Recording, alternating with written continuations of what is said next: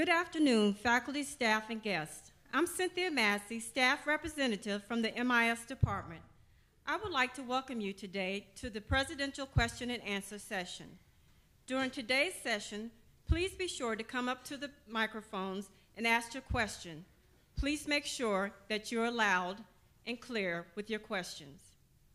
It is my distinct pleasure to introduce presidential candidate Dr. Pamela Senegal. Dr. Pamela Gibson Senegal has served as president of Piedmont Community College since 2017. She completed the Aspen New President's Leadership Fellowship Program from 2020 to 2021. She is a lifelong educator who is committed to ensuring that educational opportunities are available to all communities. With more than 2 decades of experience in both industry and education, she brings strengths in economic development and partnership creation. Dr. Senegal previously served as Vice President of Economic and Community Development at Central Carolina Community College. She also served as Dean of Corporate Education, Dean of Career and Technical Programs, and as an assistant to the President for Hispanic Community Outreach at Durham Technical Community College.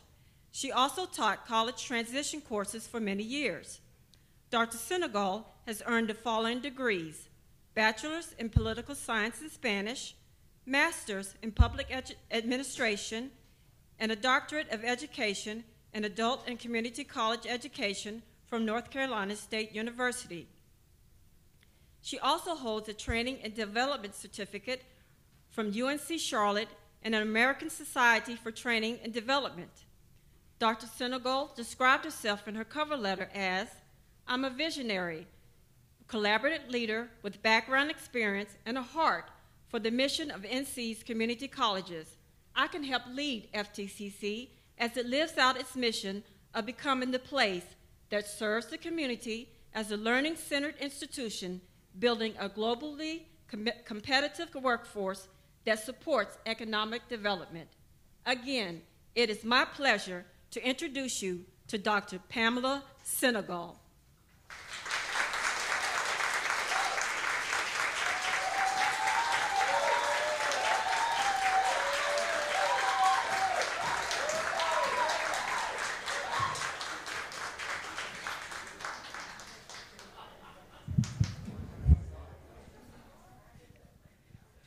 Good afternoon.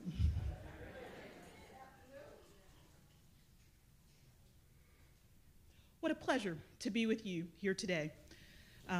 Thank you for that introduction. Thank you for reading that so nicely. Thank you for getting my last name right. You'd be surprised at the number of times I get called Segal, and I'm like, it's phonics. It's Senegal. Senegal. It's just like it sounds.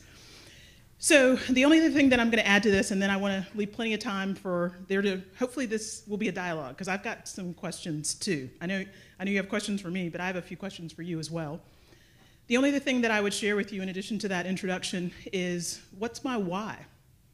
Why have I spent the last 20 plus years of my life in North Carolina community colleges? And you'll see from my resume, I've had a succession of jobs, right? Everything from director of computer training to faculty, to associate dean, to dean for career and tech programs, to dean for corporate ed, to assistant to the president for Hispanic community outreach, to vice president, to president, right? And so for the last 5 years, I've been president of Piedmont Community College. So I know the technical parts of this job. What I'll have to learn, I'll have to learn this community, I'll have to learn you, I'll have to learn the things that make us special, right? But along the way, the thing that doesn't change, no matter where I'm at, is that every day I wake up trying to figure out, how do we bring about greater levels of equity so that people can have better jobs, better careers, so that they can have better lives?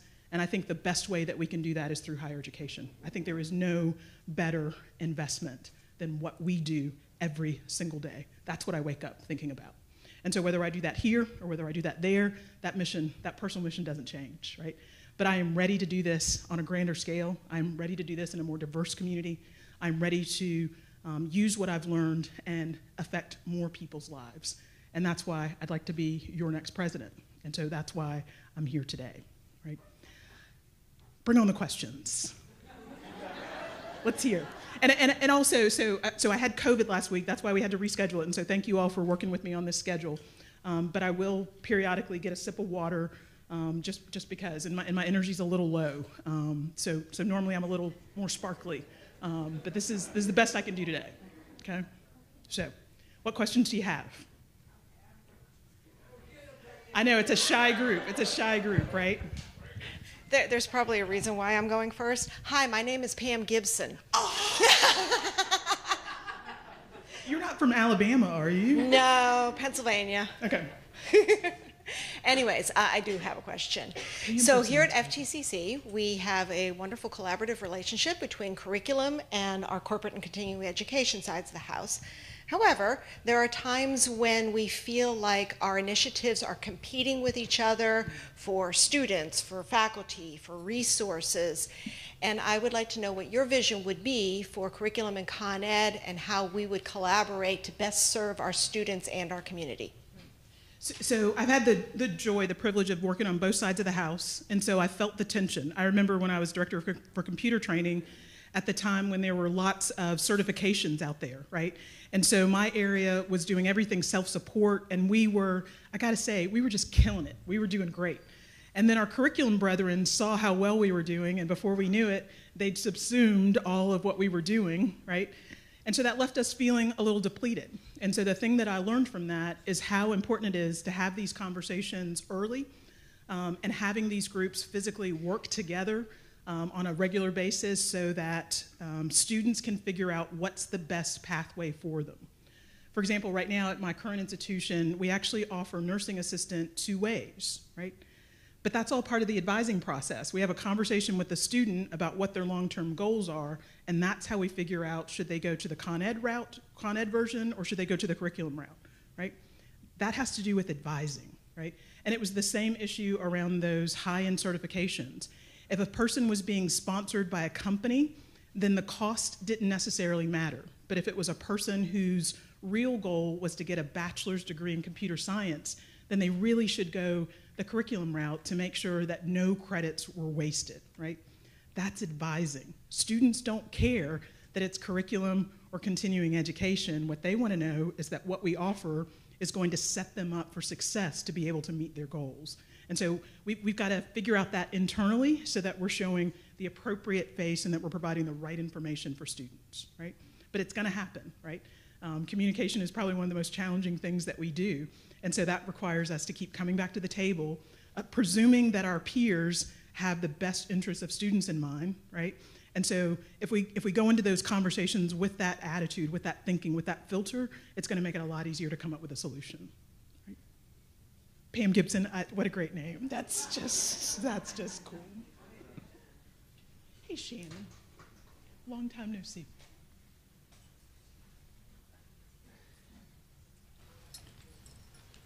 Uh-oh, she's got it in writing. Okay. All right. First of all, I got to get it out. I'm excited to be here today. Welcome to FTCC. Thank you. My name is Deborah Jordan, and I'm an admissions counselor, and I've been here for 20 years.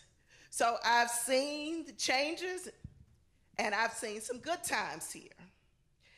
I was given an opportunity, along with others, to be a part of the presidential search, and I must say to the Board of Trustees, thank you. They took us seriously, and they took some good notes when they went out and brought you. Thank you.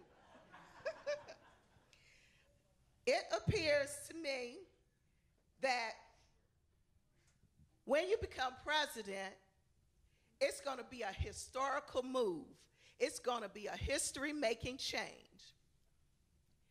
That means we will have our first woman as president, and we will have our first person of a diverse culture. In that role, that new role, when you become president, tell us in what ways and what plans will you move us in a new direction? So, thank you for the other things that you said on top of the question. Right, so you and my mom, we thank you. Right. is this. This is a great institution already. You all are already doing a lot of things right? The opportunity with bringing me in is that you get a fresh set of eyes on the work that you've been doing so that we can get to the next level, right?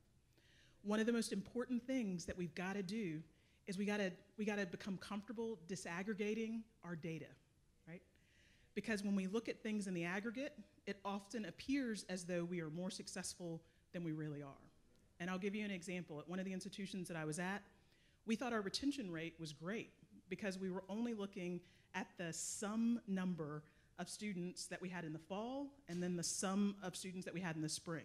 And because that represented an increase, our presumption was that we were calculating our retention rate that way. But when we started to disaggregate that data, we learned a couple of things. One is that the increase in the spring semester was new students, right? We also learned that we weren't retaining as many of our students from fall to spring as we thought we were. And when we disaggregated that data by race, we were really doing a lousy job with students of color, in particular with our African American male students, right? That's the power of data, right? So regardless of how you feel about diversity, equity, and inclusion, the data doesn't make up stories, right? The data is what it is, right? And so the question we had to ask ourselves is, are we pleased with what the data tells us? And I was proud to be at a college at the time where we were not pleased with what the data told us. And so we put specific interventions in place to start moving the needle on those particular issues. So that's the big thing, right? I'm a qualitative researcher, but I'm very comfortable with data, with looking at things and making data-informed decisions. Also remember that this is a business, right? It's not a social service agency that's designed to employ people because they've always had a job, right? We have a responsibility. We are stewards of taxpayer dollars, of state dollars, of federal dollars, of grant dollars. And so we have a responsibility for every dollar that we are responsible for, making sure that it turns in a way that produces results. And our results are students who are completing, students who are going to work in jobs that are above a living wage, right? That's how we transform the communities of which we're a part of, right? That's our responsibility. And so those are the things that I really want us to focus on. A new set of eyes on much of what we're doing. And I also realize that if there are things that we are doing that don't meet that criteria, that means there's a lost opportunity cost. That means there are other things that we're not going to be able to do because we're still holding on so tightly to the things that are no longer productive, that are no longer helpful, right? And so it's my responsibility as president to make those calls, to move us in a direction where every dollar, every resource we have is pointed in a direction that's for the benefit of the greatest good. That's our responsibility, that's our obligation, right, in this work, right?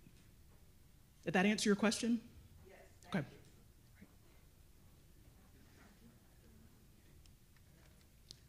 Nick Parrington, and I'm calling from Online Question. Brick and mortar campuses are rapidly shifting to mobile, asynchronous campuses. What is your vision for scaling online programs while maintaining a high degree of instructional quality in RSI? So COVID is bringing about a lot of changes in thinking about space, right? A decade ago, we always thought about if we're going to grow, then we also have to correspondingly grow the amount of square footage that we have, right? Well, what COVID has proven to us is that's not the only way to grow. In fact, a smarter way potentially for us to grow is by doubling down on our online offerings. And again, this becomes an advising issue. How do you learn best, right? What else is going on in your life? If you're a single parent and you've got good internet access, reliable access, then enrolling in an online program that meets your needs might be the best course of action instead of trying to figure your life out so that you are physically having to come to campus multiple times a week, right?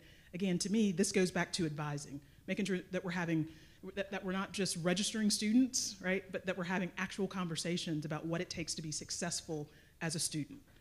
So part of what we have to do with our physical facilities is we've got to make sure that they are equipped for all kinds of learning.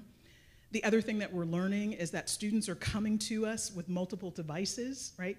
So think about the number of devices that you have on you right now that are connected to the internet, right?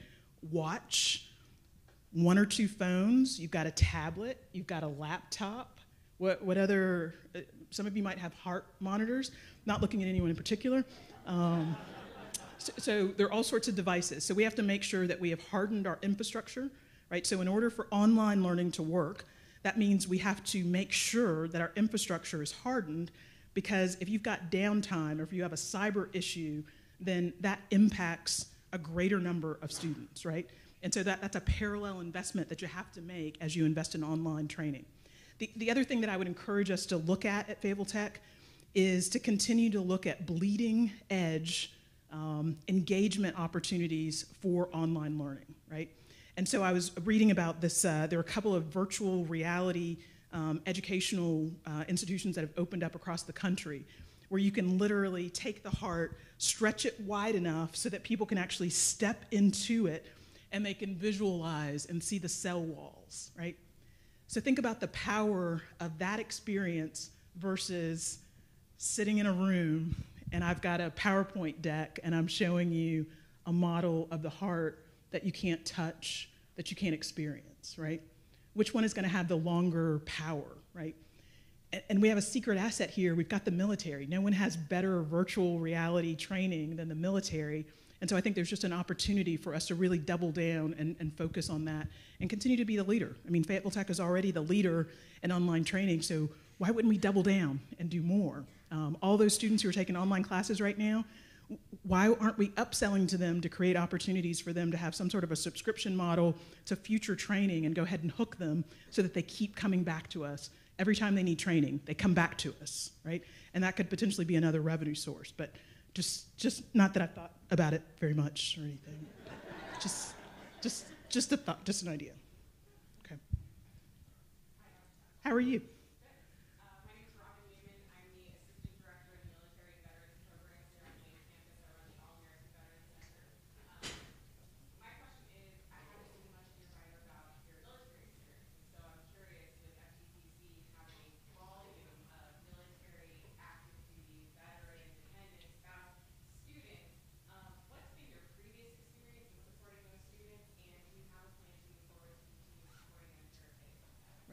Thank you for that question. So my biggest connection is personal, right? So I'm an Army brat. And so my dad was in the Army. He's a Vietnam vet. And so we traveled the world. There's a reason that I've been to 30 countries, right? About 20 of those were with my family as we traveled the world together as a unit, right? So the reason I share that is because I think it gives me an appreciation for what military people go through and what their families subsequently go through. When I was at Central Carolina, I had an opportunity, because it's right next door, Harnett County is right there. And so we did a number of things with Fort Bragg at the time where we were working with soldiers who were being, as part of the drawdown, and so we were trying to make sure that there were good career paths in place. Also been involved in making sure that military folks get credit for the training that they've done, right? Because the thing is that when you're in the military, you train for the mission, right? But that training is no less valuable than some of the things that we offer here for credit or on the continuing ed the side of the house. And so it's really important. We did have to, it was legislated by the UNC Governor's Board that we put that in place. But now as a result, all across the state, people are able to take their JSTs to an institution, to an admissions office, and their standard credit that they're going to be given. And so I was part of those conversations, part of that work. Have also hosted the North Carolina Military Business Center at one of my other colleges that I've been at. I understand the importance of Fort Bragg to the whole ecosystem of Cumberland County and the surrounding areas. And so I look forward to meeting it sounds like there's new leadership at Fort Bragg. I look forward to meeting with that person, checking in, making sure that our existing partnerships are continuing to meet their needs, and then identifying other ways in which we might partner. I think the sky's the limit, but I know that this community is stronger when Fort Bragg is stronger, when those folks can focus on their mission, and if there are pieces that we can take off their plate so they can focus, that's what we want to do. That's what we should do. That's what we will do. Right? Don't raise your hand. Come on up. Thank you so much. I'm Alex Lefter. I'm an instructor in the Spanish department. Ay, qué bueno conocerte. Igualmente, gracias por estar aquí. Es un honor tenerla y conocerla un poco.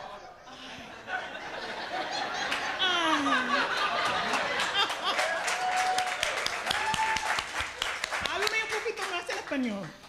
Excellent, and that was going to be my question. You mentioned that you've lived in or traveled to 30 countries. And so as a follow-up to that, I was curious whether you've also attempted to acquire a language other than English. And how would you support the study and acquisition of languages on our campus? Thank you.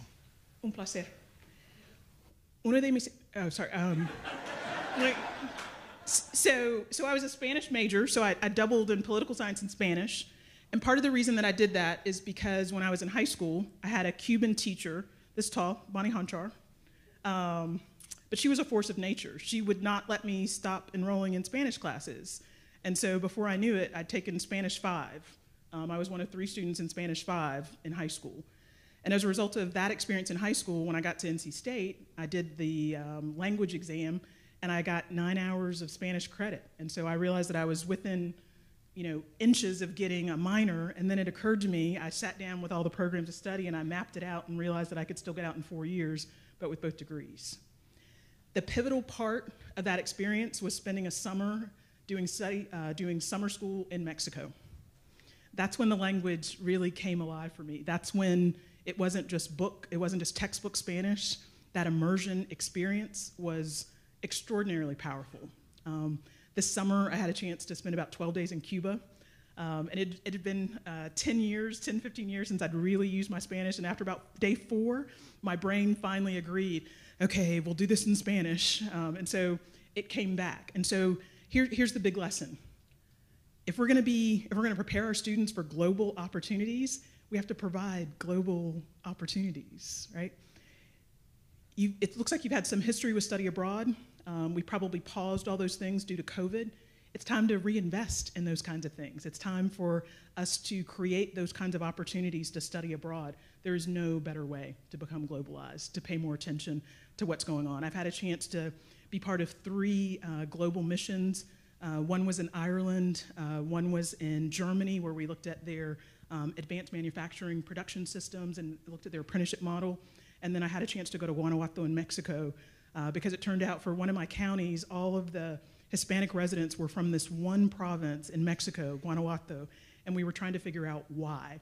And it turns out that many of those processing plants were recruiting directly from there. We actually saw the flyers where they said, "Come to Siler City," and that's a whole nother conversation about equity that we can get into at another time. Right? So yes, I did spend a little time acquiring another language. Right.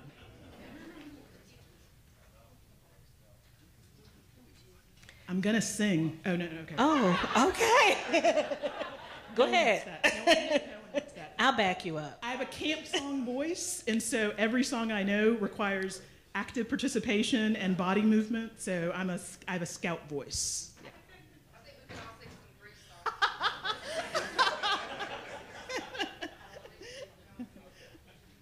Okay, I'm sorry. I was going to back you up. We're going to help you. Another question from online.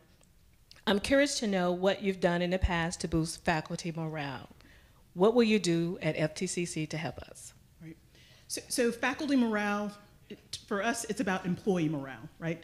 In particular, for faculty, we've done a number of things. We have added some awards. So every month, we identify a faculty of the month. We identify an adjunct member of the month, and so it's not just a certificate, and then I show up at their classroom, we make a big deal about it, but there's also a check that they get from the college's foundation.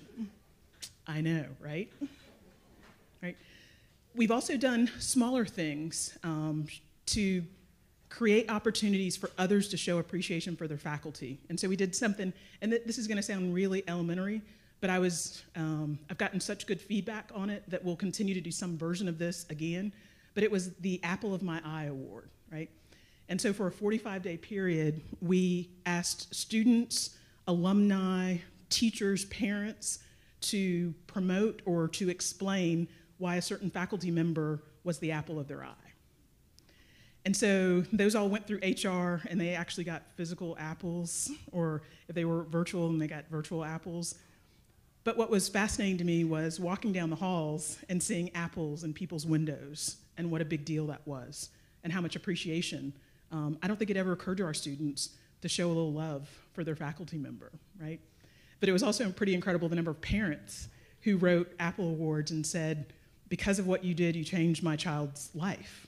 They are better for having been a student of yours. And so that was a really powerful moment. They're small things that we do. We've also done, we did a salary and equity study. We wanted to make sure that there were no big gaps among our faculty, and for the most part, our faculty pay was where it should have been. There weren't big gaps there. We used some of our performance funding money to give bonuses across the board to our employees. We could have held on to that money or used it for some other purpose, but we decided to redeploy it and put it right back out to the very people who are the heart of our work. We also have benefits that we try to encourage people to take advantage of. For example, you can go to cosmetology and get a facial. You can go to cosmetology and get your nails done, your hair done.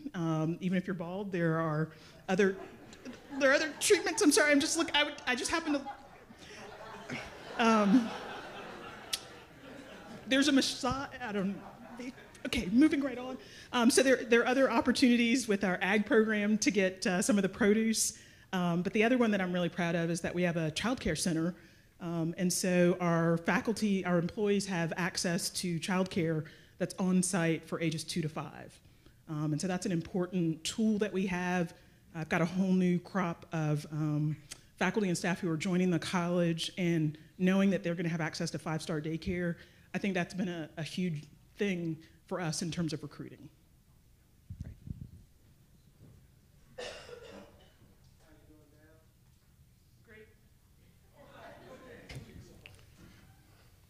In your bio, you state that you can help lead FTC as it lives out its mission of becoming a place that serves the community as a learning center institution, building global competitive workforce that support economic development. As you know, because you know me already, and I know you, I'm a researcher. When you made that statement, I went back and looked at the Cumberland County Needs Assessment for 2021. In the Cumberland County Needs Assessments for 2021, the third highest need for the community is more individuals that serve in the face of, I gotta read it right, in medical field for mental health. Yet we have no classes that support that. What are your plans on meeting those needs? Right, so I think there are a couple different ways to think about this mental health challenge, right? So one, let's talk about it from a student perspective, right? We know that our students are experiencing higher levels of mental health challenges than ever, right? Think about what we've been through the last 2.5 years. Not just COVID, but racial unrest all throughout the county, even in Fayetteville,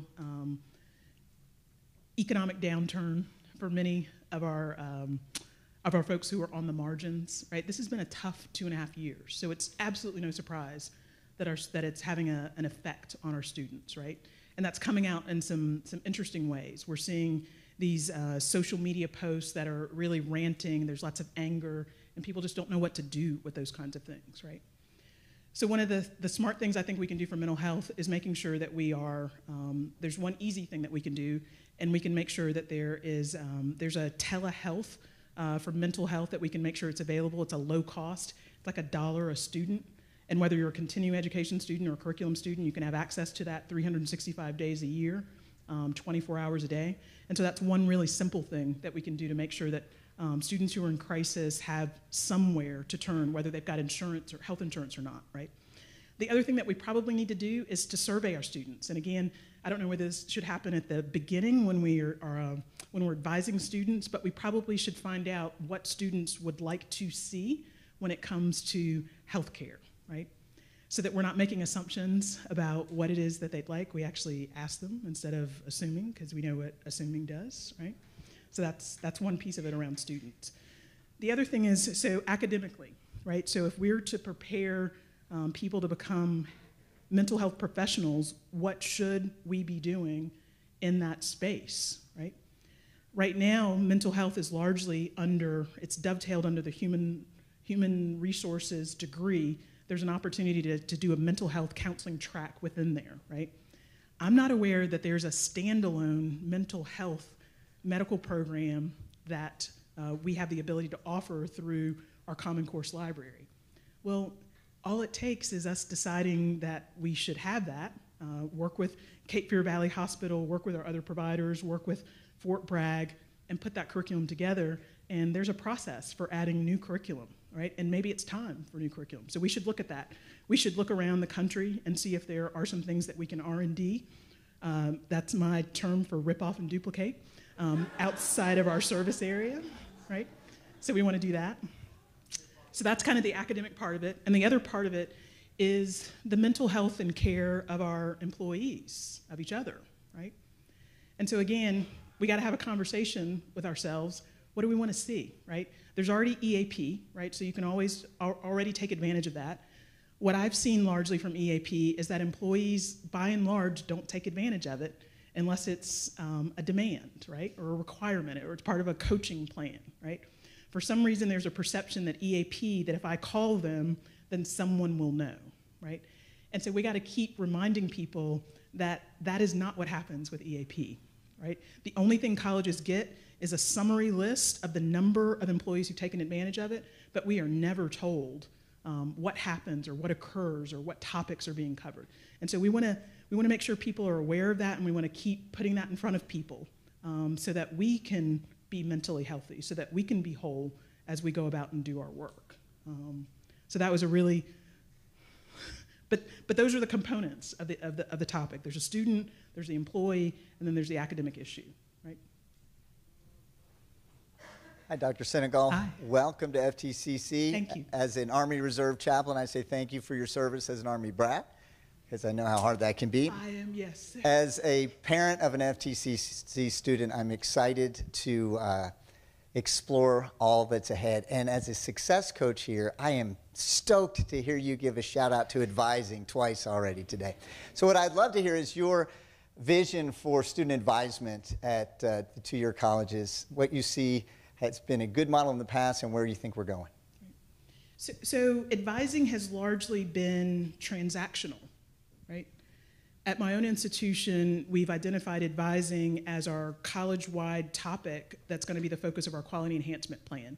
And it looks like you all have done something similar with your quality enhancement plan. And you're, in year 2 of your advising-focused quality enhancement plan? Did I read that right? Did I not read that right? Yeah, yes, okay. So I think a couple of things, and this term is a little off-putting, but I think it's what's needed. I think we've got to move to a more intrusive model of advising. I think we've got to move away from advising being so transaction-oriented. When I see advisors who've got 15-minute slots, that tells me that advising is going to be transactional, right? It's going to be, hey, Ted, how are you? You got your classes? Okay, here's your pen. I'll release you. Have a good day. High five, right? And really, our students need us to be better in advising, right? Particularly if you're first generation, you don't even know the questions to ask, right? So it's part of our responsibility to help steer and get people. And the payoff is huge, right? When we get students on the right path by asking the right series of questions, then we can get them into a place where they're going to understand what their why is in a way that they might not in some other program, right? And so when things get tough, now they know I'm in this program because I know when I'm done, there's a job at the end of the rainbow, and I'm going to make twice as much as I make today, and that can help motivate people through it. But it also creates an opportunity for us to connect our students with services that may impact their ability to stay in their academic program. My suspicion is that the majority of students leave us or exit, not because they can't handle the academics, but it's the rest of their lives that get in the way, right? And many times they just don't know what services are available. So why can't we be that bridge, right? I see that you all have a food pantry, and I love the idea of having a food pantry, but it's that, it goes back to that, that proverb about what happens when you give a man a fish versus teaching that person how to fish, right? And so if the real issue for our students is food insecurity, would we be better off helping make sure that they can apply for benefits so that they can get SNAP benefits, and so they don't have food for just one time, but they've got a sufficient amount of food that will carry them through completing whatever their academic course of study is. I mean, so it's examples like that, right?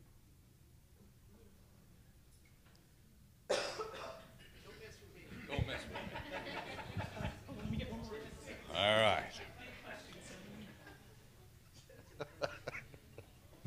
All right, bring it on. Okay, here it comes. Welcome to FTCC. Thank you. Thank you for your leadership as serving for president of Piedmont College. Thank you for applying to be president of our college. I stood here at this mic in the very beginning of the presidential search for our next president on this campus, and I listed a list of attributes that I was looking for in the next president. Okay. One of them was someone who's going to be able to serve with longevity. One of them is someone who's going to embrace change, have the courage to embrace change. One of them was a person who is a visionary. One of them who believes strongly and supports diversity, equity, and inclusion. One who is collaborative at every level of this college.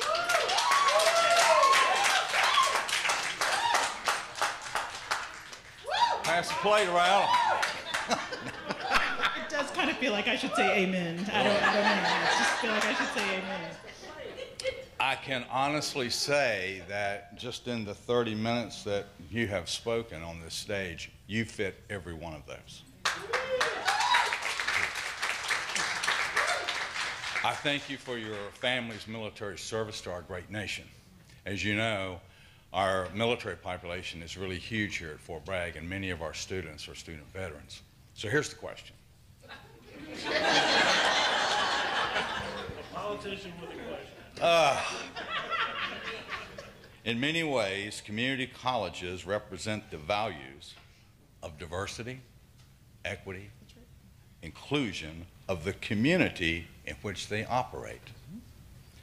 What does equity initiatives mean to you regarding our faculty, our staff, and especially our student bodies on this campus? And thank you. Thank you for the preamble and for the question. Amen. So the best example that I've ever heard about understanding the difference between equality, equity, those kinds of things is this analogy. So if I'm in an emergency room and one person has a broken leg, one person is gasping to breathe, and one person has a small gash on their arm, and I come along and I hand out Band-Aids to everybody. Band-Aid for you, Band-Aid for you. How does that help the person with a broken arm? How does it help the person who's gasping for air? Right?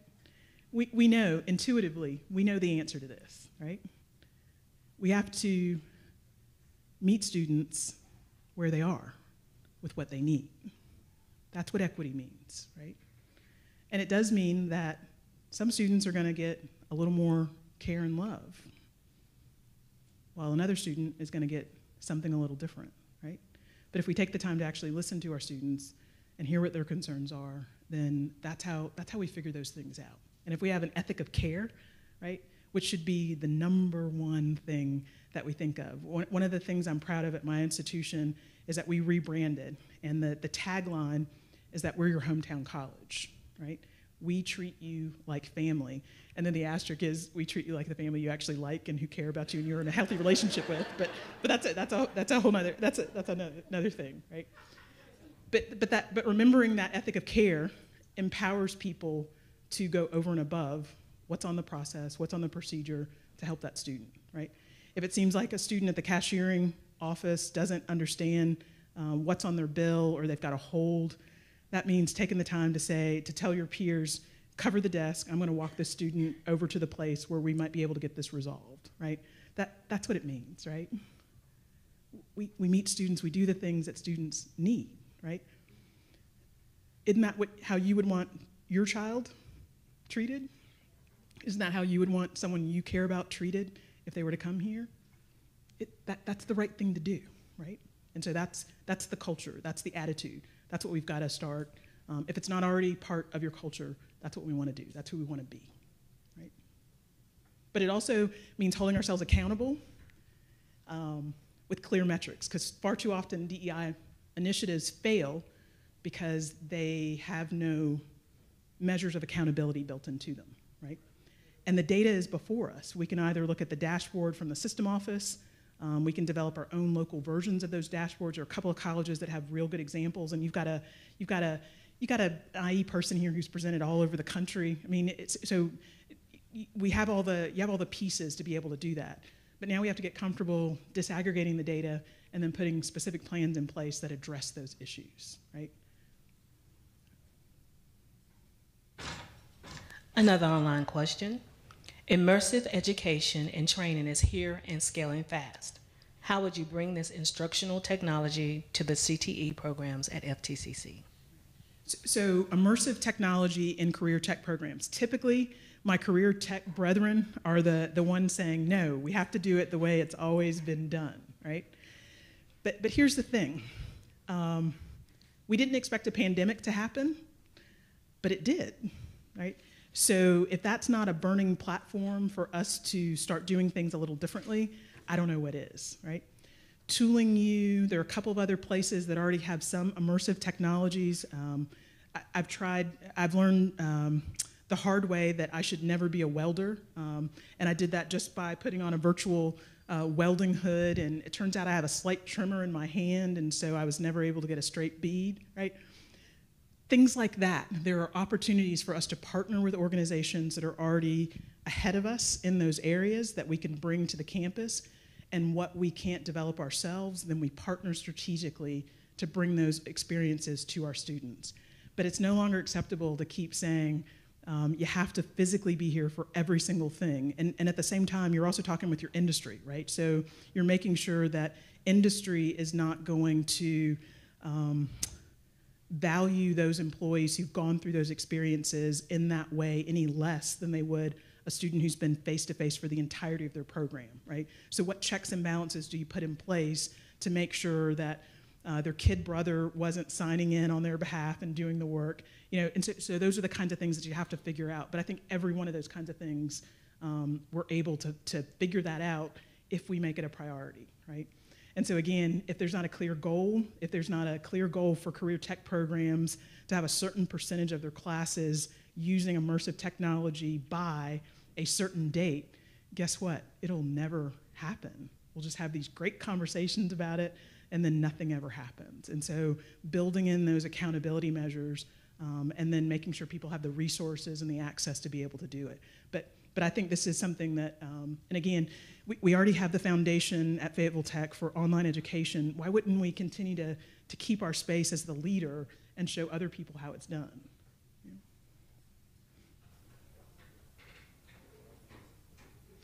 Are we ready for another question? Okay. Hi, my name is Tori Quismondo, and I teach under CTE Dean Prevet, and we have a digital media degree program that we're working with right now. And my program in recent years has welcomed a lot of students with a wide variety of special needs. I help advocate for these students with special needs, but I have no degrees or qualifications to back this up. What advice would you give or would you have for a faculty member about equipping myself, to meet these needs with the students and meeting their needs in the classroom and using the college resources and training with myself and my students? I can tell you just this week alone, we've had 7 students come to get registered with their parents. So we definitely have a strong concentration in our area of parents who are actively involved with adult students. So the first part of your question is around what do we do for to make faculty potentially more aware of challenges or needs, special needs that our students might have. And really the best way to do this is with training, right? So I'm not sure what your professional development requirements are, but if there are professional development requirements, we probably need to make sure that that some of those requirements, some of them you have to do. Like you got to do Title IX training. There's some health and safety things that you got to do. You got to know how to deal with bloodborne pathogens, those kinds of things. But as a community, what else do we value? And that ought to be reflected in what we require for professional development, right? I would argue as a former ACA teacher, I would watch some of my students struggling, and I knew enough, and plus I had a secret weapon because my mom was disability services coordinator at another community college. So I would call my mom and say, I see this student doing blank. What do you think? And so she was my secret weapon to sort of help diagnose some of the things that I saw in classrooms and to make referrals. But we got to be more systematic about it. And so creating opportunities for those who wish to be better informed with training, potentially, and I'd have to check on this, you should be able to use, I believe, some of your Perkins money to do training for staff so that you can better identify when a student has a learning disability, when there's an issue, and then also how do you address those issues, right? It's very different if a student has a visual problem, right? They can't see. I worked at a college where we actually did an optometry program, and so I was able to get that student glasses at no cost, right?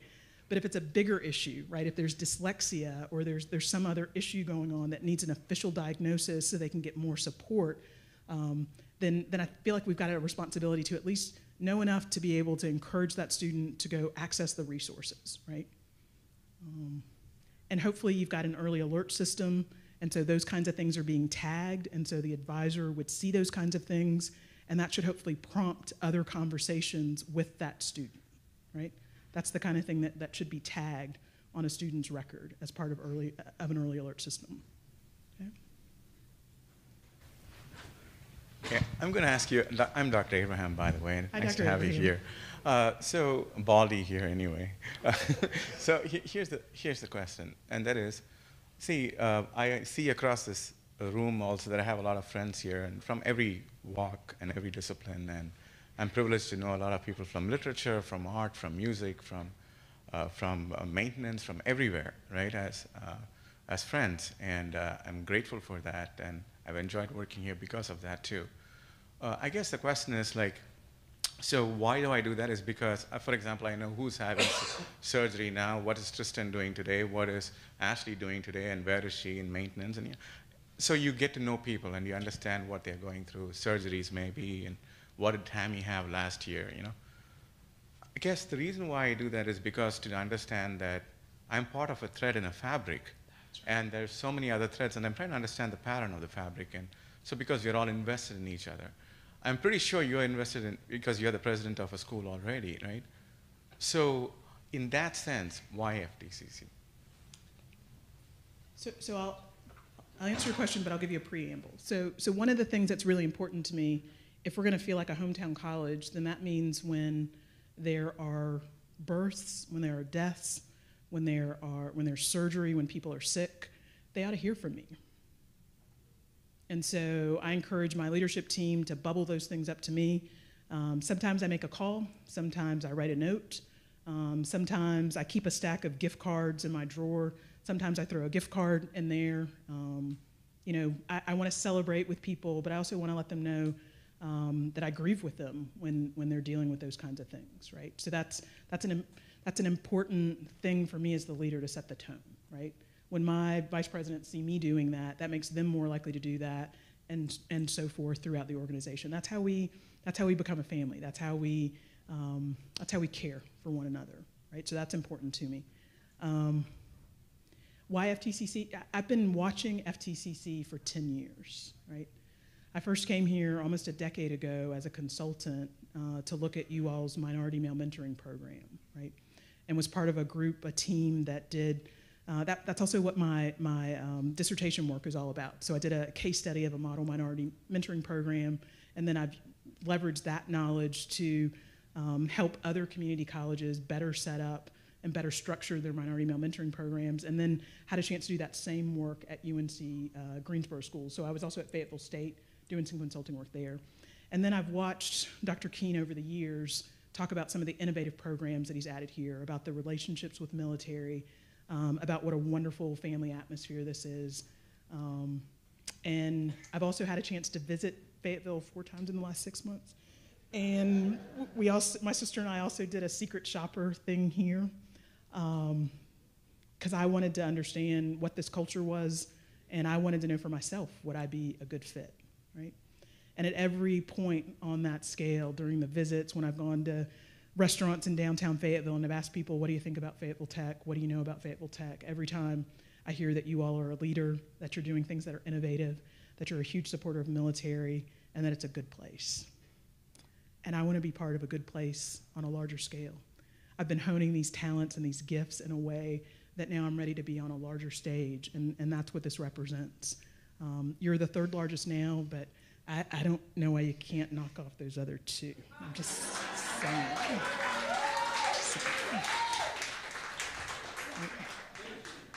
The transportation plans for Cumberland County indicate that you all are, over the next 2 decades, there's going to be phenomenal growth in this area.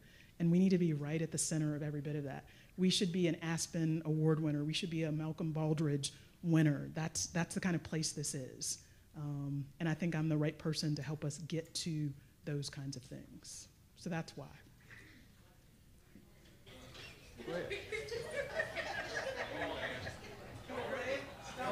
Are you all tag teaming? Did you just tag in, tag out? Is that what just happened? He won't sit down. This one won't. Hi, I'm Ann Jones. I'm the senior registrar here at the college. Couple of questions. I'm battle worn some days. This is a hard job, to say the least. It is. How do you cultivate a mindset of high-level goal setting and task completion while also ensuring your staff mental and physical well-being are prioritized as well? And how important to you is it to have your staff's diversity reflect the diversity of your student population? Right. So how do we take care of each other? I mean, that's the shorthand of your question, right? How do we make sure that that's a part of the fabric of the organization? And quite frankly, it starts at the top, right? So one of the things that I've been doing and that I encourage my leadership team to do, and I encourage them to say this to their people, is we got to stop being so proud of leaving so many vacation days on the books every single year.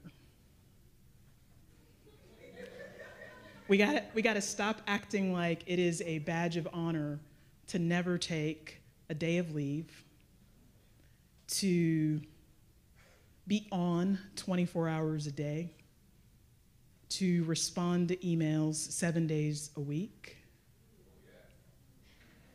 It's not good for us. It is not good for us. Right? It is important that when we are at work, that we are focused, that we do our absolute best, that we are excellent at the work that we do. But if we don't take care of ourselves, if we don't take that time for rest, then you run the risk of burning yourself out. And worse yet, I don't know about you all, but when I get tired, you know those Snickers commercials where the people are a little hangry and they're a little off? That's how human beings get, right? So you've also got to build in professional development days where you shut the college down, and it is a requirement that everybody, right? You gotta do it in a way that doesn't, so you gotta do it in a staggered way where you're still covering some of your front desk areas, right? But we need that time to come together, to focus on our goals, to get to know one another across our divisions, outside of our departments. We need that time. We have to invest in ourselves. And so, you know, this past summer, I did something I've never done in the 20 plus years that I've been working, and I took a month off. I know. The last time I took that much time off was when my youngest son was born, And actually, he was a preemie, so he was in the hospital for 3 months, and so I don't know that you would actually call that a vacation, because I was at the hospital every day. So it was not a vacation, right? But after 2.5 years of COVID, we had a cyber attack, there were all sorts of things going on, I was feeling burned out. And so I made a radical decision to do something to take care of myself. And I hope that that example is proof to others that I'm not just saying that you should take the leave time you've earned in order to take care of yourself so that when you're here, you're better, right?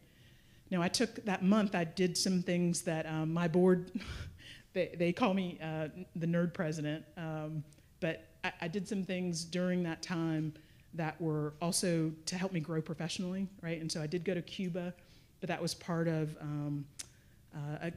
a tour group that was, so we stayed in people's houses, we went to 8 of the 16 provinces. It was very educational, right, in that sense, because I'm still trying to learn, right? I still want to keep growing and evolving.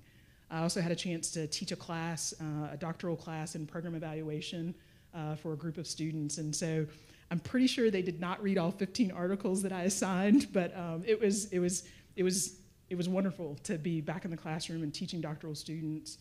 And then I also went to Oriental, and my mom and my son and I tried to get my son to do a sailing class with me, but then when he saw that there was a test, we ended up just kayaking instead of sailing. So I tried, you know. But enrichment opportunities, you gotta take care of yourself, and you've earned that leave. That's a benefit of working at a community college. Now, I need you to be sensitive to when you take it, right? And so I only took that time, I took it at a time when I was the least needed at my institution. And so I would encourage you all to do the same. Okay. All right, I'm gonna take another sip of water. Oh, okay, thank you. Hello, I'm Danielle Fenner, an instructor here at FTCC. Thank you for joining us today. So we all understand that exceptional leaders surround themselves with smart and talented people. Amen. So in that vein, kind of an open-ended question, but it's one of my favorites. Tell us about someone who is better than you in something that really matters to you.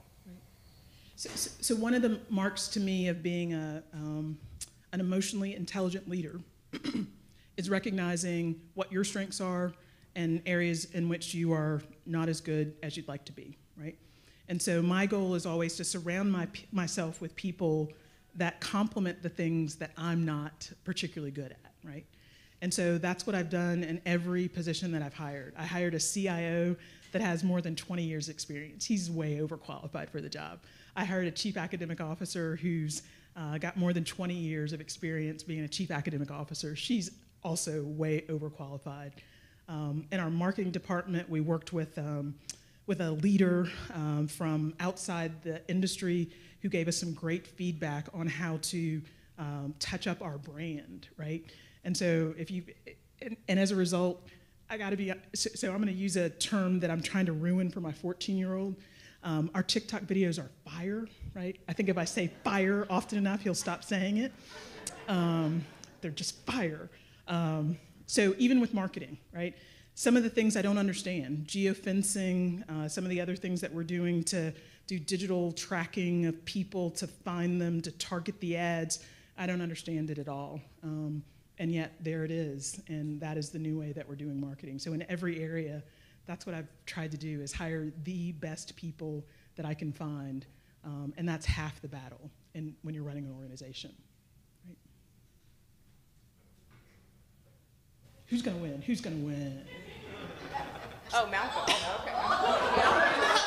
okay. Blocked by the man in the top. Hey, good afternoon. My name is Malcolm Pace. I'm the coordinator of High School Connections, our Career and College Promise program. I'm new to Fayetteville Tech, new to North Carolina.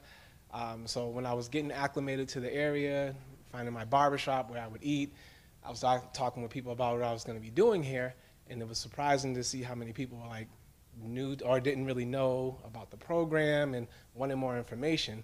So my question is, Beyond the billboards and the radio ads, how do you see yourself supporting the work that needs to be done for FTCC to engage the community, I guess, in a more genuine way?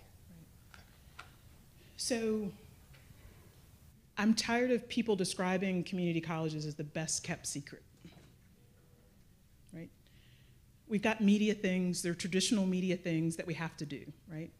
But we can also do some guerrilla marketing techniques that, that we've used in a smaller setting, but I think they're applicable to this larger setting. And they're not complicated, but they're things like thinking about where are there places where brochures for your institution can be left, and we identify those by zip code so that there's not one zip code that doesn't have at least one business or doctor's office that has a stack of Fayetteville Tech things, right?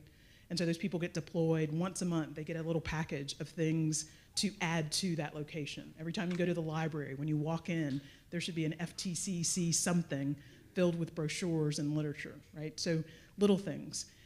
I think if part of your marketing plan isn't doing the geofencing and the tracking for the ads and making sure that people are getting, so the new number is that people have to see an ad 12 times in order to take action, right?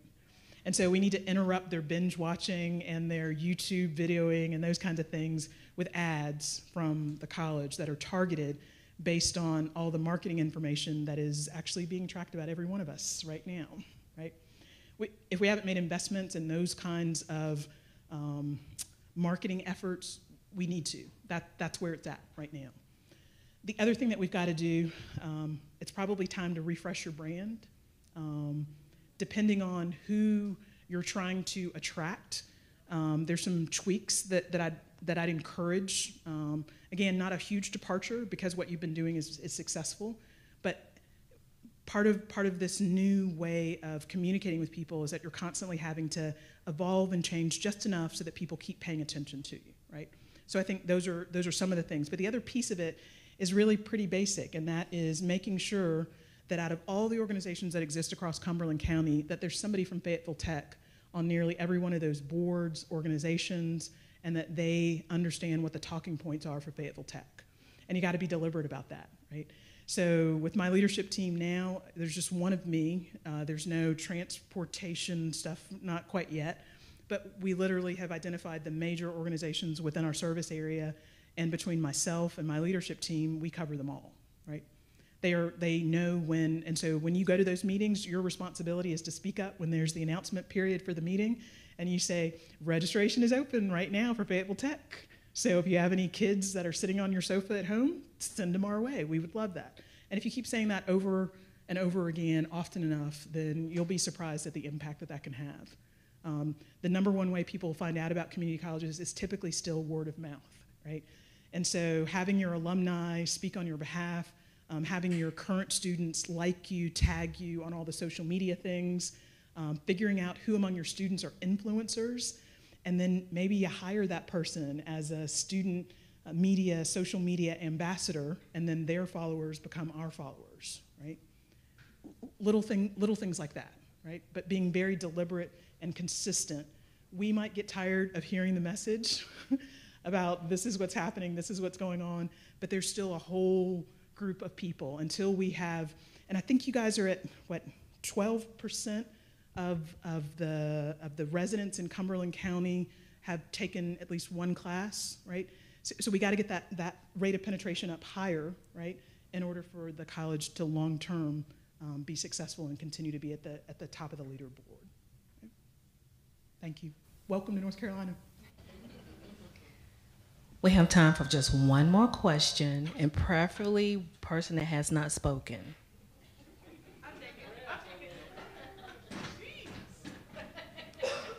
At the beginning of all this, you mentioned about learning about the community. Oh, by the way, my name is Cindy Burns. Okay. And what are some ways, other than sitting on a board, that you have become involved in your communities? So I don't just sit on boards. When I join a board, I make a commitment to be active, to be an engaged member. And that means showing up a little early so that I get to know the other members of the board and I find out what's important to them, what their businesses are, and then I keep triaging that out, right? So I'm on a bank board right now, and so now I buy my mulch from one of the guys who's on my bank board, and I believe I have found a part-time job for my youngest son when he is 15 as well. Always networking, always thinking about that bigger picture. And a lot of times I think we serve on boards and we forget why we're there, right? So the point of having community college people on those boards is to keep reminding people what our mission is and what we do, but also to find opportunities for partnership, right? And so part of my, so I'm on the hospital board as well. And as a result of me being on that board, now we have a whole new scholarship program as a result of me being on that board. It had been put to the side 5 years ago and hadn't been picked back up, but we've been able to pick that back up. And now we have this whole process where we make our first-year nursing students, not only do they get scholarships that are covered by the hospital, but they also get all the equipment that they need. They get a brand new stethoscope. They get their scrubs. They get assistance for prepping for the NCLEX, right? They are given hours to work at the hospital at a high rate of pay so that when they're done with that program, that they're much more likely to go and work for that hospital, right? Those are the kinds of things that we should have our ears open for as we're serving on those boards. And then I do other stuff, like I've taken tennis classes. We have shooting is a big deal where I live. Not shooting at people, but shooting things that you then turn into sustenance and food. And so I'm not quite a hunter, but I will go shoot clays. My thing is to immerse myself in whatever the community that I find myself in, right? That's not something that's a tradition in my family, but because it's so important to my community, that's something that I've attempted to learn. And then it turned out that it was a twofer because my son was able to go ahead and pick up a badge connected to shooting. And so it became a win-win for us, right? And it turns out it's actually fun and satisfying to see things explode in the air. I don't know why, but it is deeply satisfying. Okay, we have time for more, but I just want to get those people that did not talk to come on up. So is there anybody else that has not spoken to come on up? Thank you. Well, good afternoon. My name is Kevin Barham. I'm from the English department. Thank you for being here today. So clearly you've done some research on FTCC and some homework, just a little bit. So I want to ask you to cast a dream for us. As our next president, within your first 2 years, I want you to tell us, how is FTCC different and better under your leadership? So,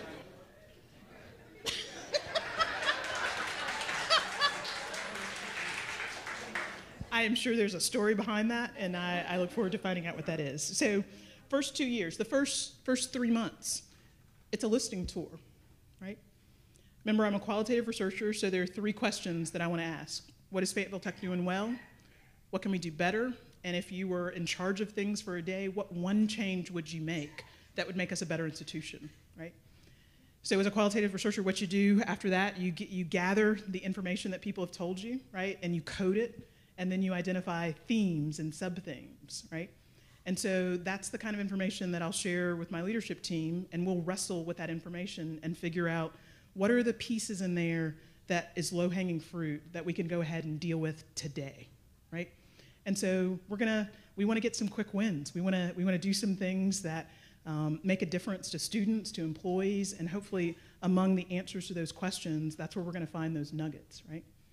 The other thing that we're going to do is we're going to keep our position as being the '1 provider of online training in the state of North Carolina.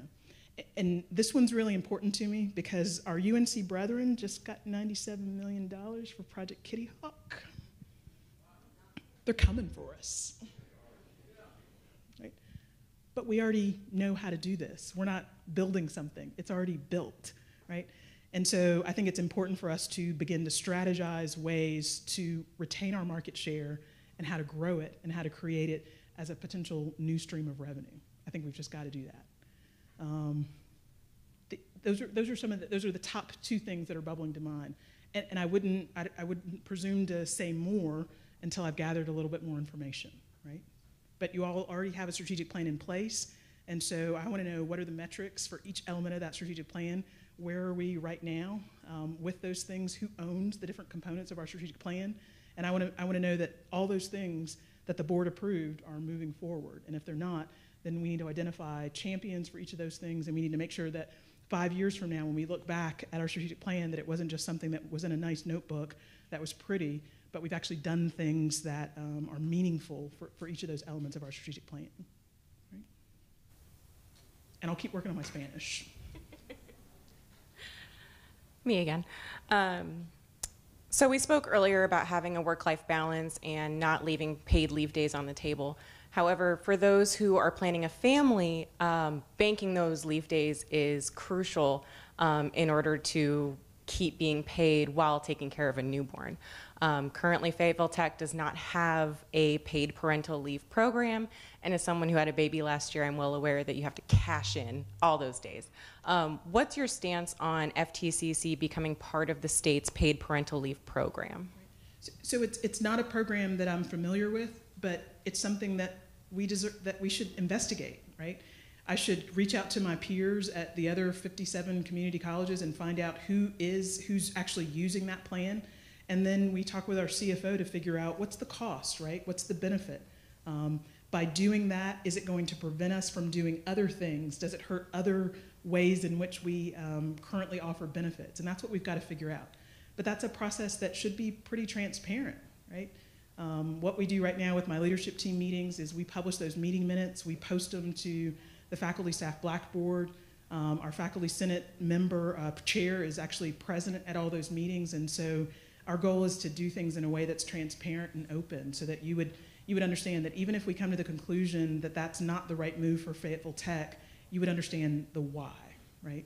And so I think that's an important thing to consider, considering the talent war that we have right now. And if that's something that could differentiate us, if that's something that we're learning is important, then we should investigate it and figure out whether that's a good fit for the college.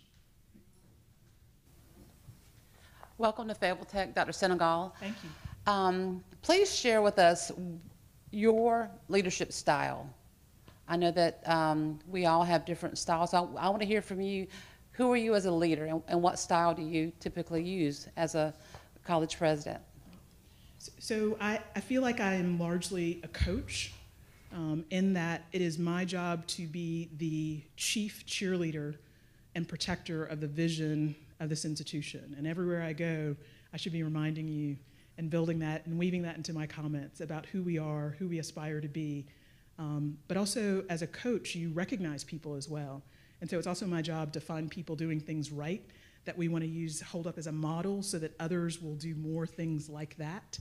I tend to also focus on strengths. I'm a real fan of strengths indicator, and in fact, we're such a fan of it right now that there was a mini grant that our SGA has done locally, and so we're even going to send a whole battery of our students through the strengths indicator, because I think it's important for students to know what their gifts are, what their talents are, what their strengths are, instead of always operating from a deficit perspective.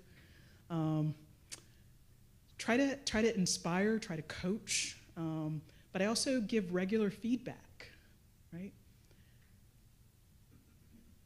My goal is never to hurt people's feelings, but it's better to have regular systems of feedback built in. You should not wait until there's a mid-year review or there's an annual review to play gotcha with people. That's not good leadership, right? And so everyone needs coaching. I need coaching. For the first part of my presidency, I actually had an executive coach that I worked with because I wanted to be accountable for the work that I was doing. I wanted to make sure that I was doing things in a way that was helpful and not hurtful to the employees at my college. And I would probably do something similar here as well, right? But that feedback loop, that's so important. We all need that. We're an educational institution, so we should be modeling, learning, and growing. It's not just for the students, it's for us. It's for me. It's for me as the president, right? Right now, I've agreed to be part of Leadership North Carolina, where they bring people together from disparate political backgrounds. And so we're going to be wrestling with a number of things over the course of the year, but it's going to give me an additional network and help me better understand political issues from a number of perspectives that I don't currently have, right? And so that's another way that I want to keep growing and evolving as president. And so I'll continue to look for opportunities like that to continue to hone my own skills, just like I would expect you all to hone your skills and to be experts in your craft, right?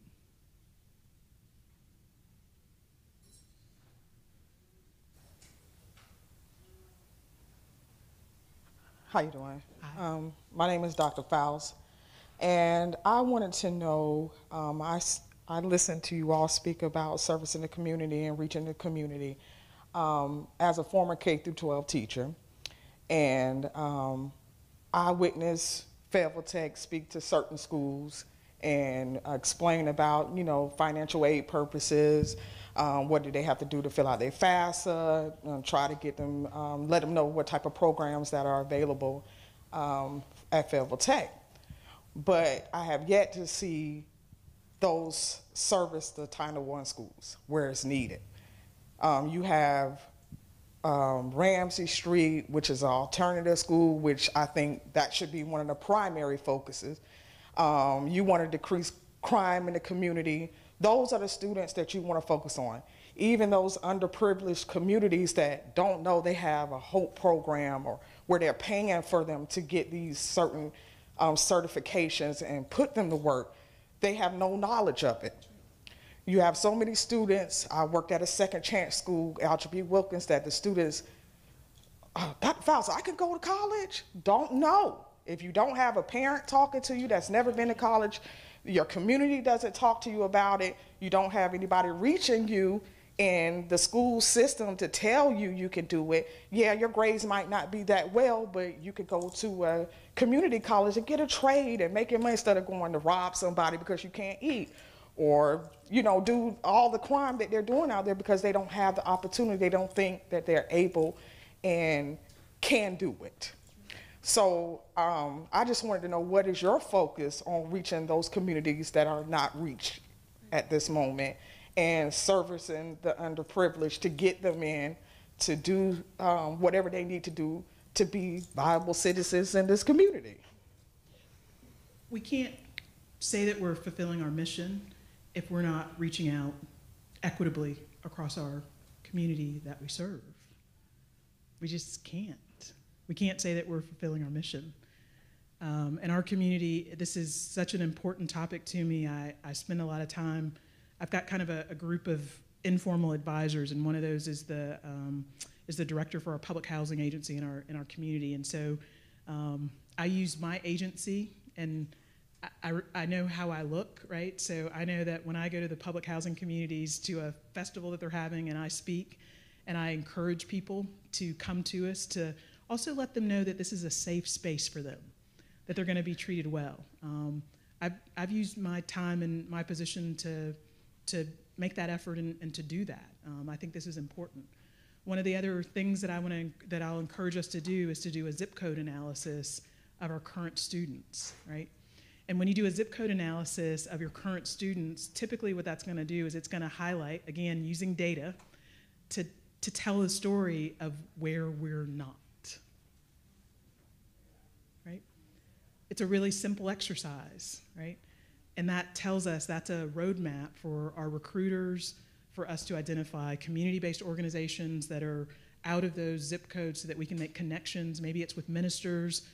Maybe you have to partner with some other groups, but doing that zip code analysis to figure out who's missing is a really important part of what we do to make sure that we're living out our mission. Right? I love the expungement work that we're doing. I love that employers are starting to change their mind about being willing to hire people that might have a record, particularly when they're nonviolent things. I hope that we're also turning that lens internally. And so for some of our own positions that we're willing to take that chance on people as well. We can't ask others to do something that we're not willing to do. And so that's important. That's an important part of fulfilling our mission, right?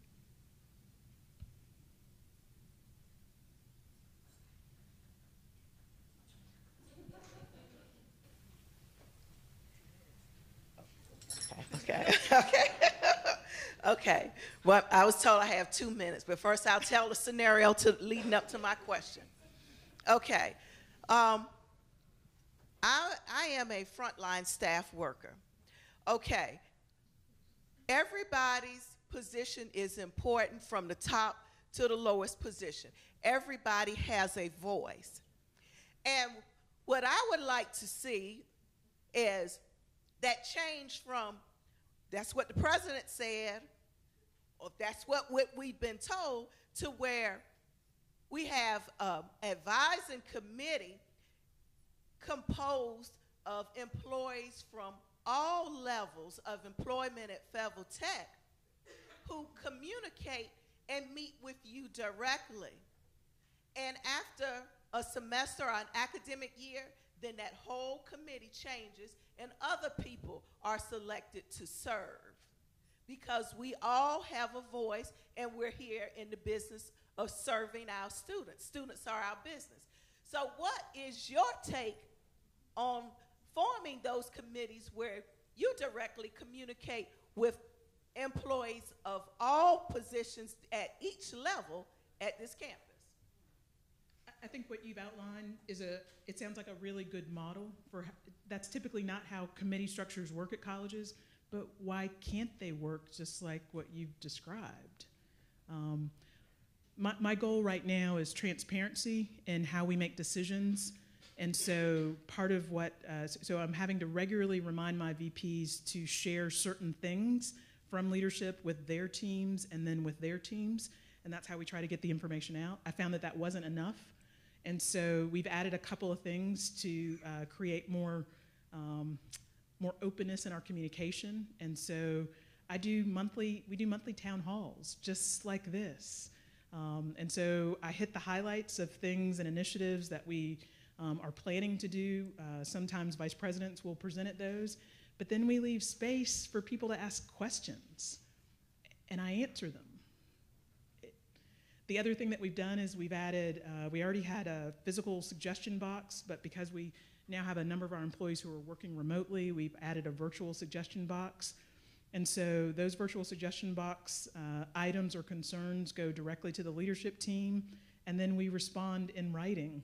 And the answers are posted, the questions are posted on my site, on the college's webpage. I want to be transparent. Nothing we do should be done in secret. We're a public organization with public responsibility. And so I like that idea. I think that's a good model. But I think there are lots. I think communication, you have to do it multiple ways, multiple times, when there are things that are important to communicate across the group. Right?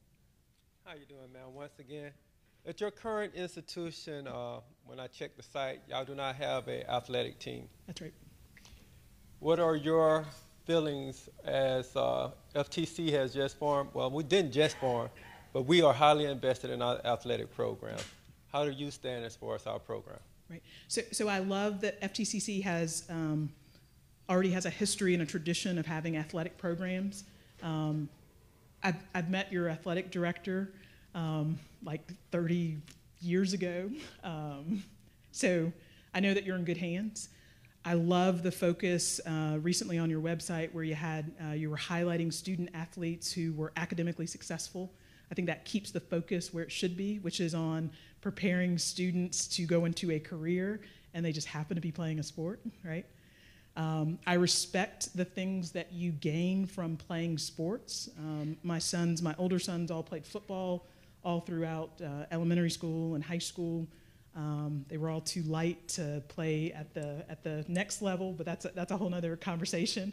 And I remember even intramurals at NC State had a profound effect on me. I don't know whether you realize it, and I've left this off my bio, and I think maybe I should start adding it, but I was actually part of a second place national intramural flag football team while I was an undergraduate as well. That's right. I ran outside plays. That's right. It's important. It's an attractor. It also makes this feel like it is more of the expected higher education experience by having athletic teams here. So it serves in that capacity. It also likely opens doors for some students who may not yet realize their gifts in other places, and it gives them that space to be able to figure that out. So I like what we're doing. I hope it doesn't look as though you've got soccer, and maybe it's the Cuba trip, but I've got soccer on my mind as well. So it seems like that may be another area, particularly if we want to be globally aware. It just seems like there's some opportunities potentially for soccer to be a connector to people all over the world. Just saying, Shannon. This is a question on. This is the longest 2 minutes ever. This is like the last quarter, and there. I'm sorry. Go ahead. You said 2 minutes. This is me honestly trying to understand the gamut of equity, right? Because I think there are places where, of course, there's nothing called equity, and there are other places where it gets taken to an extreme. So this actually is sparked from something that happened to me here. I found out something, and I was in a car. See, I'm a self-taught pianist, and I play by ear, but same thing with other stuff that I do, art and whatnot. So I've been part of a lot of things in the school very quickly, and I teach cadaver anatomy, physiology, and I can dissect a cadaver, whatever. But I was sitting in the band, and because I'm a part of the band, I enjoy spending time with them, and I'm grateful that I'm welcomed everywhere. I had a conversation with a student who said, we're talking about classical music, and the person said, that's completely racist. See, I'm completely outside of the equation because I come from India, right? So, and the only reason why I took up music was interested in music. So I turned around and said, hey, are you talking about the great masters? You surely are not talking about Bach and Beethoven, people like that. Are we talking about people like that? And the person said, it is all racism. I'm not sure if that is a right perspective, and I'm coming totally from outside, right? And the only reason why I was even interested in music is because I heard somebody was trained play Beethoven's, Finalist or something. I was transfixed, mesmerized, and I said, that is the most beautiful thing I've ever heard, right? And you see then, can we say, because math came from India, do we call that, numerals, Arabic numerals, zero, for example, all are concepts from India, or chess is a concept from India. Is that, how do you define equity? Or do we say Newton, because he contributed to science and he's white, should we say that's racism? So how do we balance equity in all this, and what is the search for excellence? Right, so the things you've described, the examples, have to do with a legacy of not telling the complete history of pretty much anything, right? But remember, that's the very nature of how history gets recorded, right? History's always recorded by the victor, right? And so it's always told from that perspective, right? And so I think part of our opportunity as educators is to help people be more critical consumers of history, right? Because I get the perception that classical music is for other people, right? But then I would challenge people to do some research on Beethoven's background and how he was classified.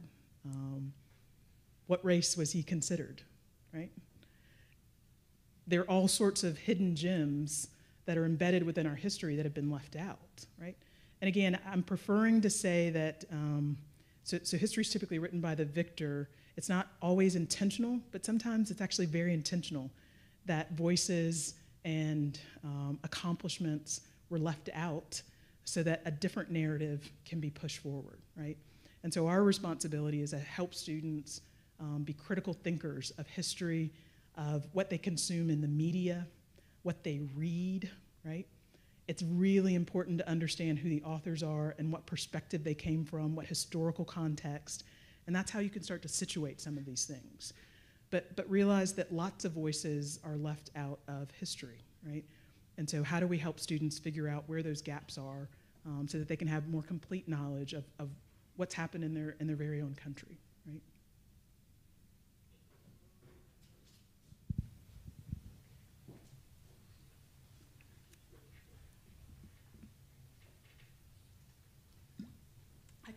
Oh, okay, hi.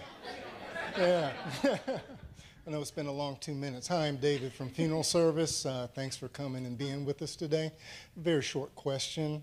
Other than graduating from Fayetteville Tech and going to a 4-year school, what partnerships, if any, do you see starting or continuing with the 2 4-year institutions that are located here in Fayetteville? So I think we're at a unique pivot point, right? So Fayetteville State is now one of the 4 promise schools in the UNC system, right? So what that means is that it's now a lower cost tuition, right, to go to UNC Pembroke, to go to Western Carolina, to go to Elizabeth City State, and now Fayetteville State is the 4th one, right? And so increasingly, students, if they're doing their math, right, to figure out what's the ROI, increasingly they're going to wonder, is it a better choice for me to go here versus there when the cost is nearly equivalent, right? So I think that actually creates an opportunity for us to lean into things where we are doing things they are not. And for those other things, we should be negotiating. And I love, I think you mentioned it earlier, 3+1 agreements, right? We want more of those. And why do we want more 3+1 agreements? Well, because it keeps them with us longer, right? But I would argue that we probably have lower class ratios. I think that they are not gonna, the potential for them getting lost is lower. My guess is that we are more personable. And I'm just making some generalizations there. But I think there's an opportunity for us in those areas to do more 3+1s. The other thing we've got to do with Methodists is we've got to keep pushing them to give preferential scholarships to our completers so that students are not accruing a lot of debt to complete their baccalaureate degree once they leave us, right?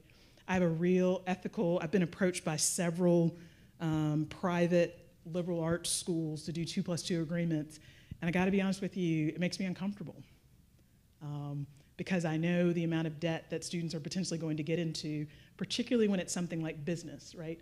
I know that they have other alternatives that they can pursue that are just as prestigious, but will result in a lower amount of educational debt for them. And so I think we have a moral obligation to push the president of Methodist to try and put money on the table to do better by our students as they transfer. Yeah. Okay, our last 2 questions are coming from online.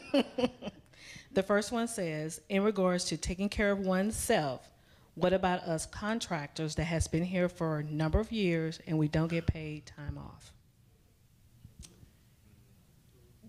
That's a tough one, right? We, every educational institution in this country counts on adjuncts and contractors in order to make things work financially. We absolutely cannot do our work without them. And so the question that I would ask is, what other ways have we looked at the pay scale for our contractors in the last 5 to 10 years? And I don't know whether we have or not. Are there other benefits that we could offer to contractors that might make continuing to work with us beneficial? And I don't know what the answer is to that. Is it allowing them to take 1 class a year at no cost? And then we potentially work with our foundation to cover that. I don't know what the answer is for that. But if that continues to bubble up to be an issue that's going to cause some of those us to lose contractors that have historical knowledge and that are doing a good job with us, well, then it's something we got to sit down and have a conversation and figure out what's the best way forward, right? Okay, thank you. The last question says, I'm a prince from a rural area village in African, and I've been looking forward to have a archaeologist who can explore and help the community to reach their goals to make the world a better place. I don't even understand the question, okay? I mean, when I went to Ghana, a chief of a village did ask me to marry him, and I said no. So I don't know if this is connected to all of that. I don't know if this is his son or I'm not sure where to go with that. Okay, thank you so much. I should have really vetted that question before I said it. But thank you so much. As we conclude this question and answer as our president search, we thank you all so much for coming. We thank you for your questions. And please don't forget to fill out the survey. You have the QR code. Please complete the survey. And most of all, we want to thank you, Dr. Senegal, for coming and being a participant in our question and answer in the search for our new president. Thank you. Thank you all for coming. Thank you.